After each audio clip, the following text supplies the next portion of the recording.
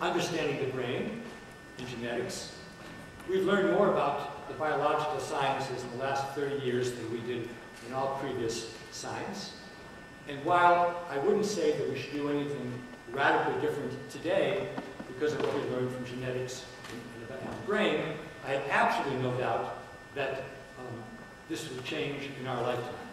And in fact, I was talking to Jeff, one of the superintendents, about all the new kinds of abilities and disabilities which we now understand have a brain and genetic basis. And that has to affect early detection as well as forms of intervention. So that's the second big future of learning shadow or 800-pound gorilla, choose your metaphor.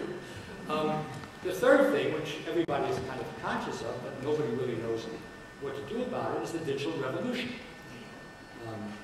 Virtual realities like Second Life, multi-user games. Many of you will have read the New York Times Sunday magazine a few weeks ago about the Quest to Learn school, which is the first school completely built around games.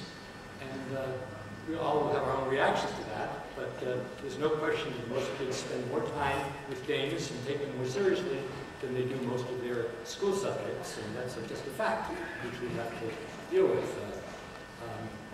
500 million members, Mark Zuckerberg says a billion soon. People live in their social networks. Many of them don't like it, but they can't help it. It's like fast food. They can't stop. What's the relationship between your membership in a social network and how you learn and so on? And of course, I say the only two kinds of people in the world: people who say that they use Wikipedia and liars. But I can also say that I don't believe anything on Wikipedia that I don't know a lot about myself, because it's just a mixture of truth and falsity and I don't know kinds of things. So this is certainly a huge, huge dimension of learning in the future. And, yeah, I know the Obama administration is aware of this, but the extent to which it's really being thought about seriously is not impressive. And of course, robots and other kind of automata, which I'll get back to in a moment. So the third revolution, the digital one, is very, very dominant and prominent. And then, you don't look like this, but my classmates look like this. It's lifelong learning.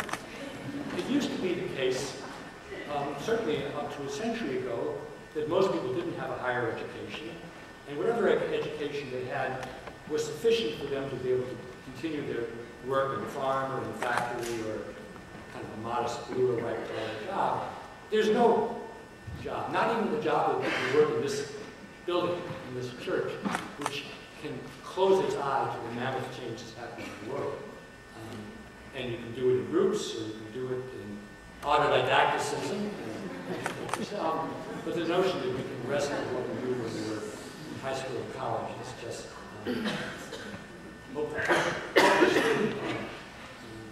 out of touch. So, when I talk about the future, those are the things that I have in my mind.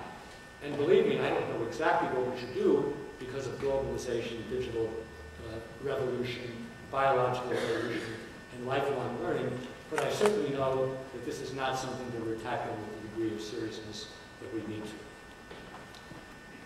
If you prefer words, some of you can't read this, but what this slide says is every 6 months there's a new digital technology. You know, first it was Facebook, then it was YouTube, now there's Twitter, and I can't even keep up with the ones that have emerged since.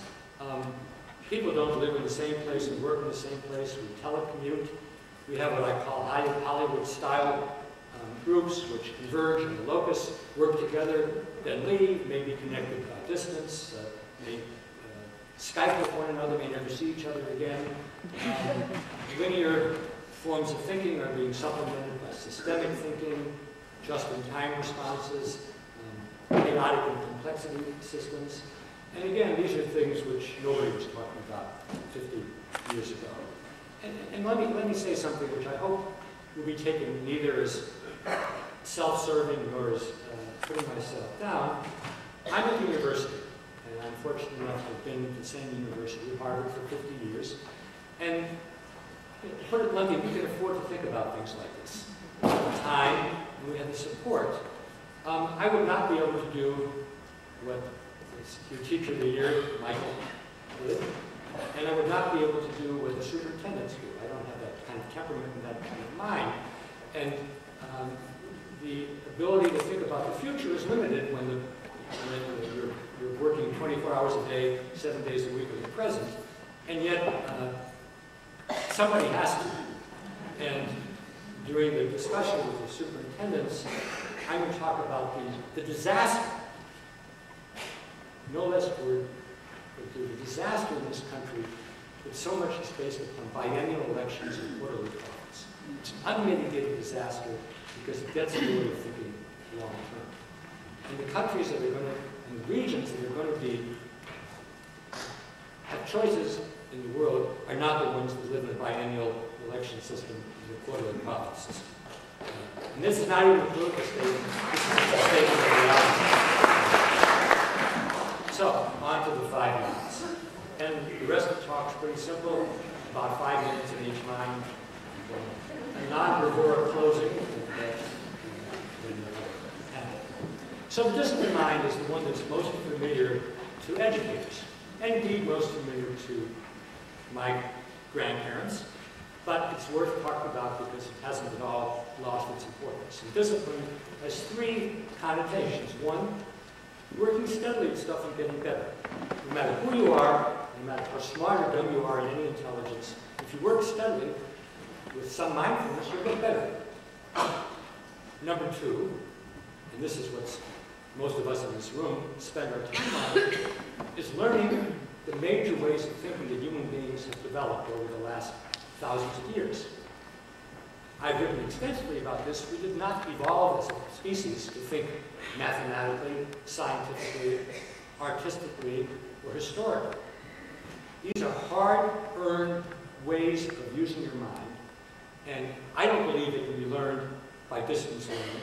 I think that can be learned by close interactive work with real stuff, whether it's documents or experiments or works of art. And alas, and I'm going to make one of my not infrequent attacks on the educational policy world, most people in the educational policy world don't know the difference between subject matter, which is just stuff, and disciplined thinking, which is using your mind in certain ways. To put it concretely, there is no disciplinary difference between knowing the atomic weight of lead, whatever it is, and when Napoleon died. That's not history versus chemistry. Those are just subject matter facts. And to confuse that with using a disciplined mind is disastrous, and yet all the television quiz shows are based upon the illusion that that has to do with discipline. It just has to do with stuff which we can all look up and hear, and we shouldn't be wasting any time committing it. The third form of discipline, again, is one that's really important nowadays. It used to be fine to be good enough, but it's not anymore, because if you're not an expert in something, either you will not have a job at all, or you will just work in a kind of a service role for somebody else. I'm in the midst of reading Robert Reich's new book, Aftershock. I recommend it to everybody. It's a little bit dangerous around Niel because it kind of revs me up for engagement with certain sectors of the world. But the jobs which we counted on until 20 or 30 years ago are not going to come back. And that's a tremendous challenge to figure out how do we get people to be expert enough so they will not simply be sidelined by automaton. So those are the 3 senses of discipline, as I say, not unfamiliar, but ones that have to be kept very much in mind. This is Charles Darwin. It's probably safe to use this photograph here, but as I venture further south and inland,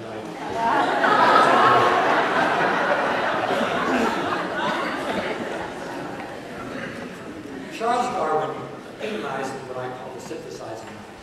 He's one of the great synthesizers in human history. You know, he was an indifferent student in Cambridge, England, and through a set of circumstances, he got to travel with a Beagle ship, and even though he was seasick most of the time, he gathered copious amounts of information about the flora and fauna all around the world. And then he spent 20 years thinking about it, organizing it, taking all the information from all the naturalists with whom he could come in contact with through writing or through conversation. And then he put forth those simple laws of evolution, which are the fundament of all biological thinking going forward. A magnificent act of synthesis. The synthesizing mind is, to my mind, the most important mind in the 21st century. Other people have said that as well. And that's because all of us are inundated by more information than we can possibly assimilate.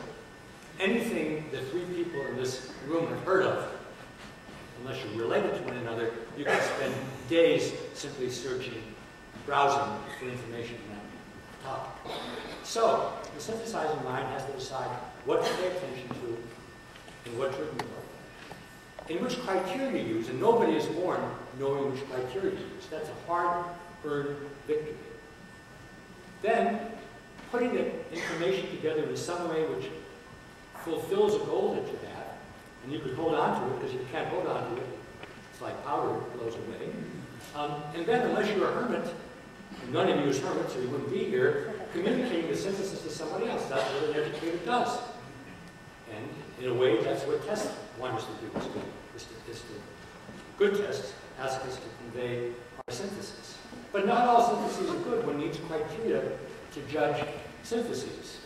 And I'm a psychologist, and when I began thinking about synthesis some years ago, I was under the misapprehension that psychology would tell me how we synthesize, but in fact, it's a new enough human capacity for us to label and think about that there really isn't much literature on it. People have always synthesized, don't get me wrong, but to be explicit and conscious and to think about how to teach people how to synthesize, that's very new.